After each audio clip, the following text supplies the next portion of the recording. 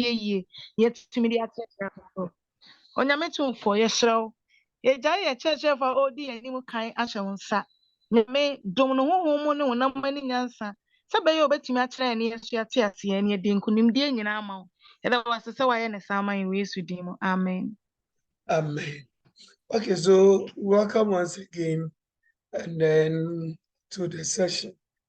Basically, we have shifted from the Google Meet to the Zoom, all in our attempt to get recordings done, which will aid our dear brothers and sisters, especially those who are finding it very difficult to join us for the class.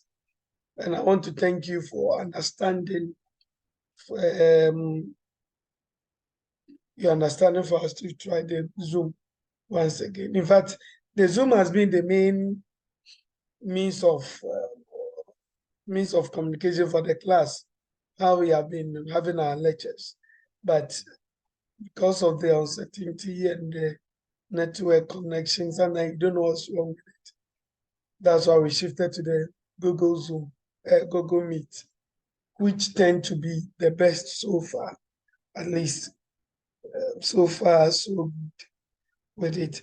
So if you have any question, you can raise up your hand. The reaction comment section button is there. Click on it. Also, you can unmute your mic and then you'll come in.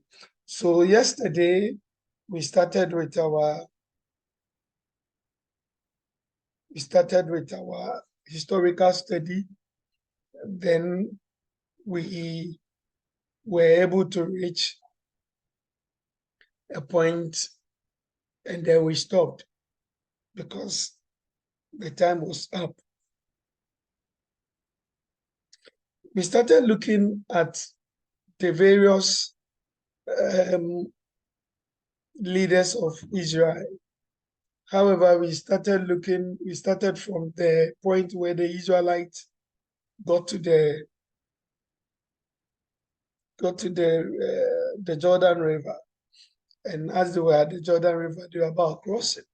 So we get to know that Moses died along the line, and then Joshua took over.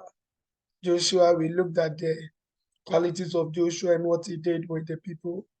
And then we came to when Joshua had also died, and then the judges came in. The judges took over, and then we realized that the people of Israel did not really depend on God any longer. They were doing things in their own way during the period of the judges. We looked at the various judges, Ehud, we looked at Deborah, we looked at Gideon, we looked at Samson, we looked at Japhet, and we realized that the last judge at the time was Samson in the book of Judges. Then, after the death of Samson, we get to know how the people, especially the tribe of Benjamin, could sin so greatly against God by going in for homosexuality. Then we shifted on to the time of Eli, where God hardly spoke to his people because of the sins of his people. And then the sons of Eli being corrupt, the call of Samuel and the warning to Eli where he did not listen. And then we came to when Samuel was born. We moved from there up to the time when Samuel also's children became corrupt, and then Saul was supposed to be the king. We looked at all the qualities of Saul, and we are continuing. We ended where Saul died in the battle against the Philistines, where Saul had to go and call the ghost of Samuel to inquire from him what was going to happen.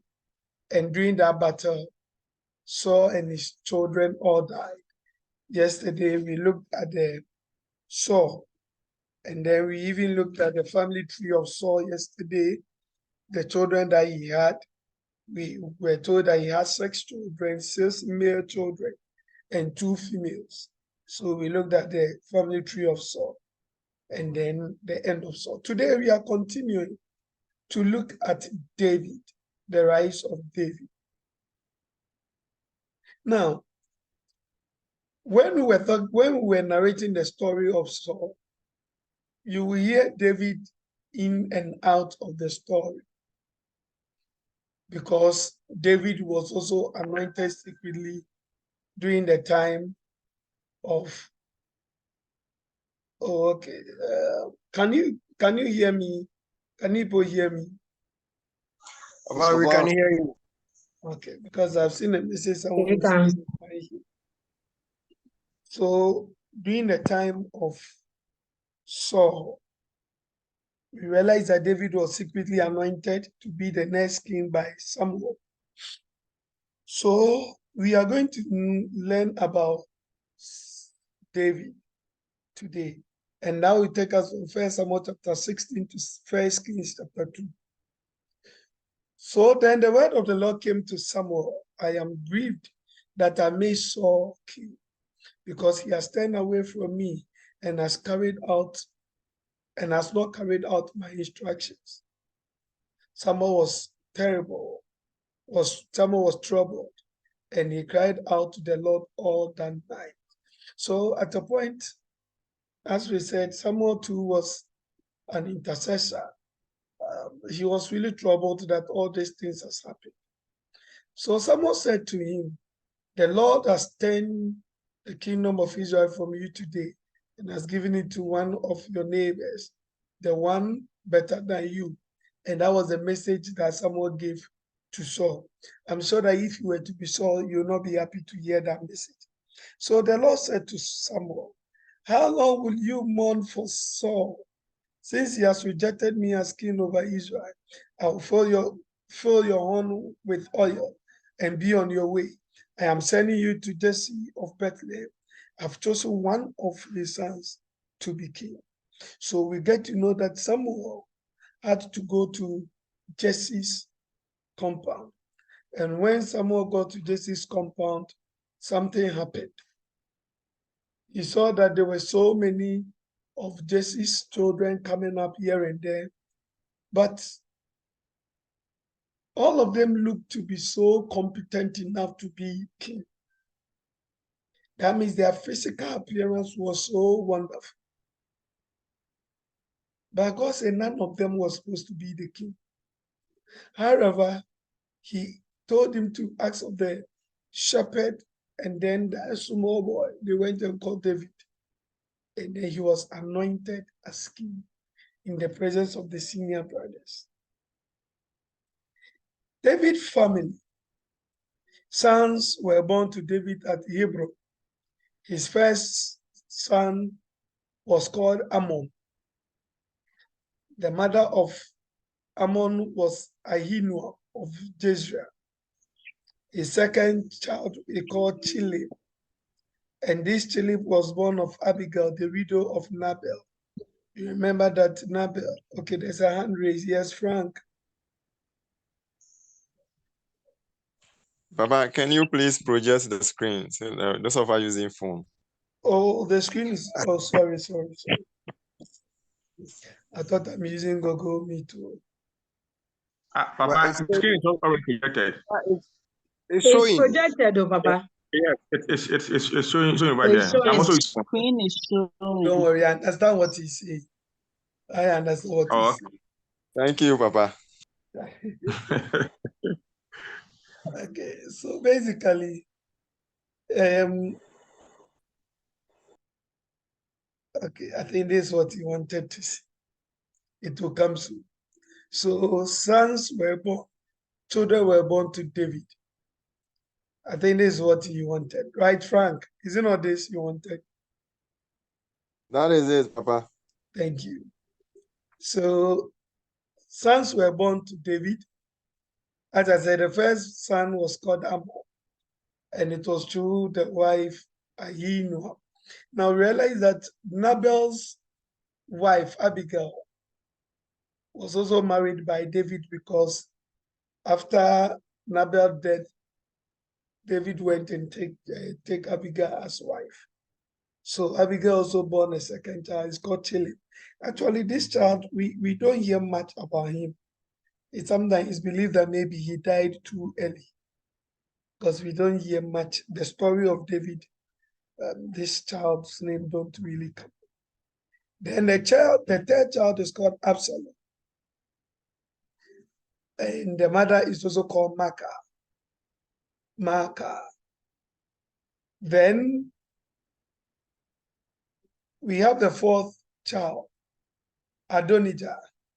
Now, the reason I've deepened these names is that most of David's story concerns these people, and we are going to look at them. Adonijah's mother was also called Haggith.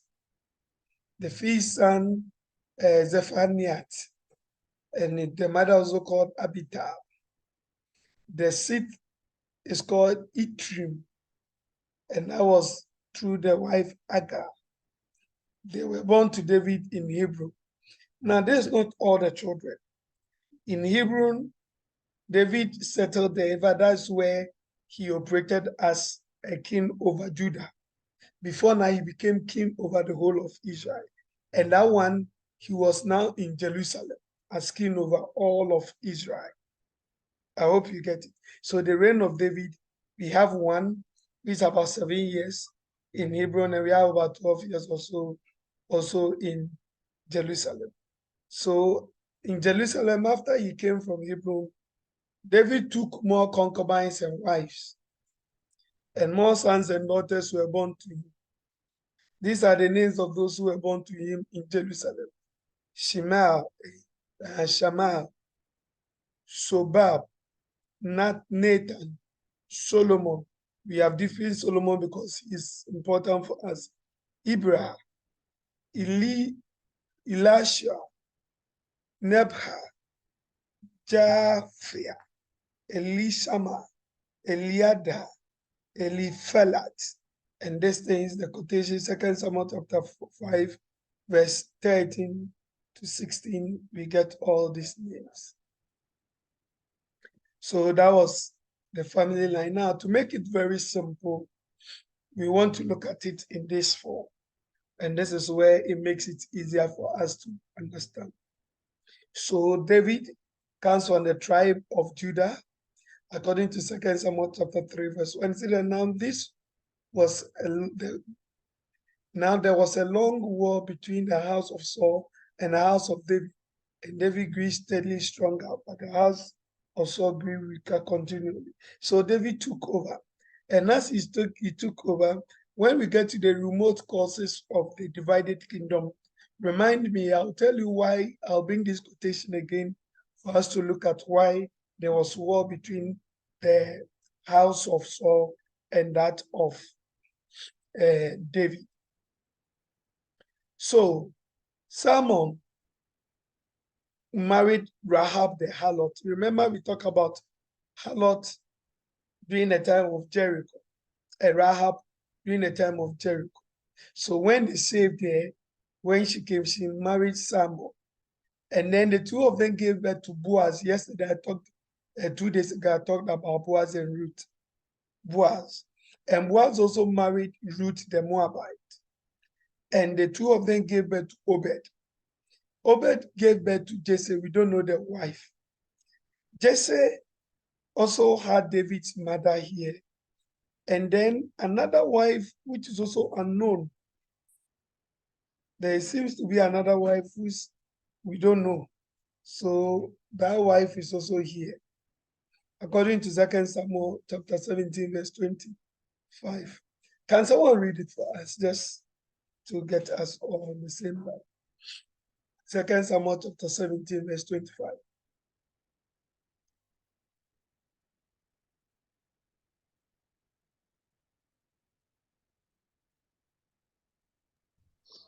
Second Samuel 17:25. Papa, should I go on? Yes, ready. Now Absalom had set Amasa over the army instead of Joab. Amasa was the son of a man named Atra, the Ishmaelite, who had married Abigail, the daughter of Nahash, sister of Zeruiah, Joab's mother. So this Nahash is believed to be possibly from this area. And therefore, Abigail is here. That's David's sisters. Now, we are going to look at this thing. So Jesse have children, and then the children, one of the wives give birth to Zuriel and Abigail. This Abigail is different from the Abigail we talked about as the wife. Now, the reason why this line is there is going to give us who Joab is. Joab was the David's army general commander. So he took one of his cousins. But let's come here because most of the interest is here. So David's mother gave birth to 4 boys. Eliab,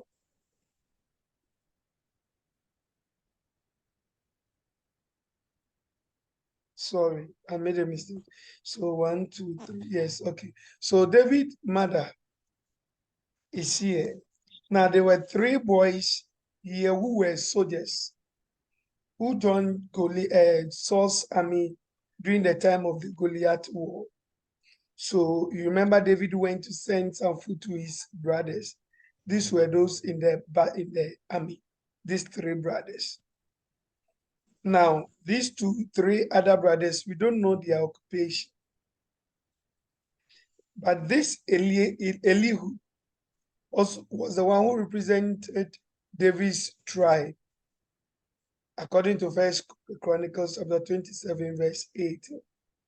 So he was a representative of David's tribe, or the tribe of Judah. So if you add 3 plus 3, we are getting 6 plus 1, 7, plus David himself, 8. So the mother gave birth to 8 males. And this is David. He became the king of Israel. As I said, he ruled in Hebron for 7.5 years. Before now, he came to rule in Jerusalem for 33 years. Then the total reign of David was 40 years. Hebron, he was accepted by the tribe of Judah as their king.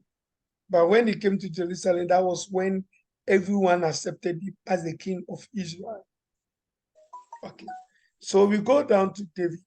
Here, David married 1, 2, 3, 4, 5, 6, 7, 8. 1, 2, 3, 4, 5, 6, 7, 8. So there were 3 women who gave birth from David. There were, 8 wives who gave birth for David. And then there were 10 concubines. Those concubines, their names are not here, but we are concentrating on the 8 wives. So if you put it together, 18 in all.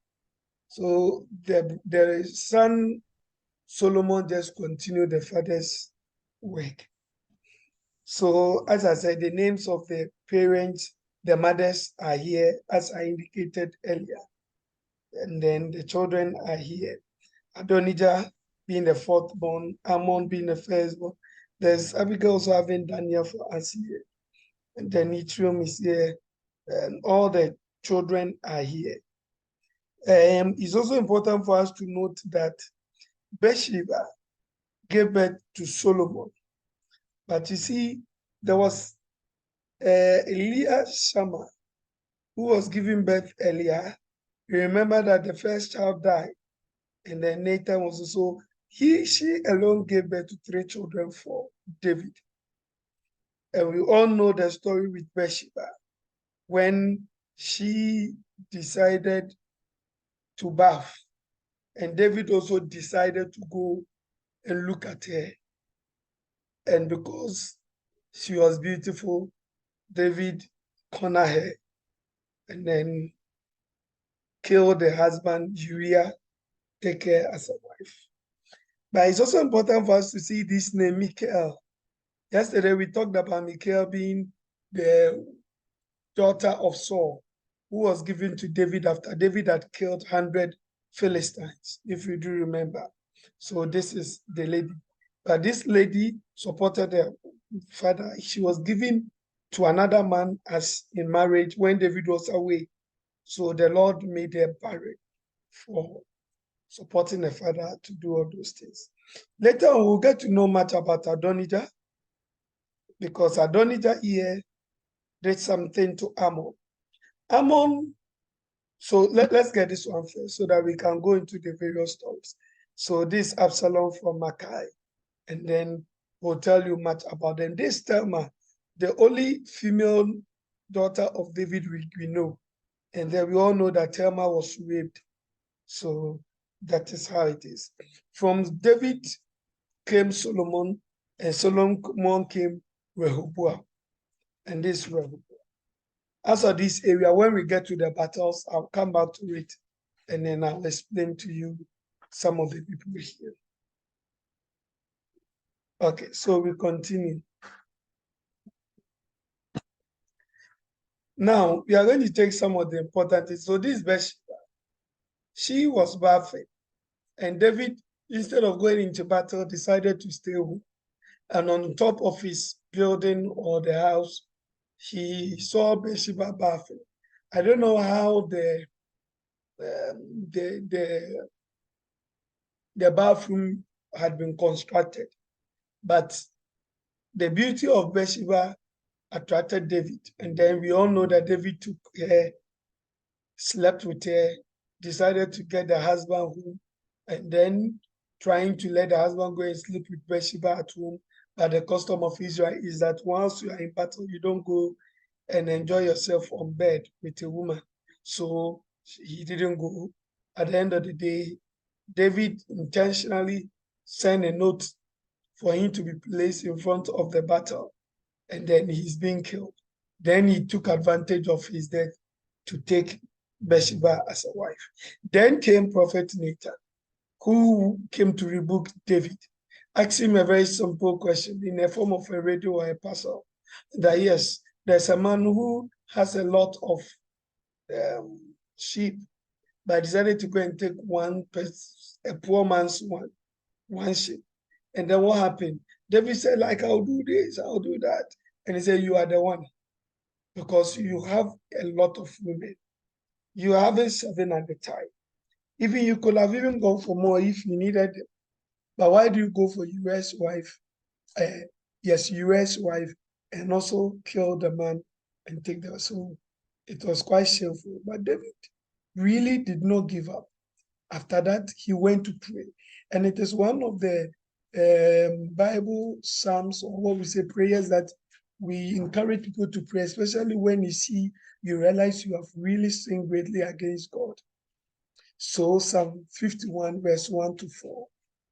It says, have mercy on me, O Lord, according to your steadfast love, according to your abundant mercy, Lord. So basically, he came before God, pleading that God will have mercy on him. And that was David. So the children of David, because of this sin that he has done, God said that he will not let his children peace reign in the children. He's not going to have peace in his household.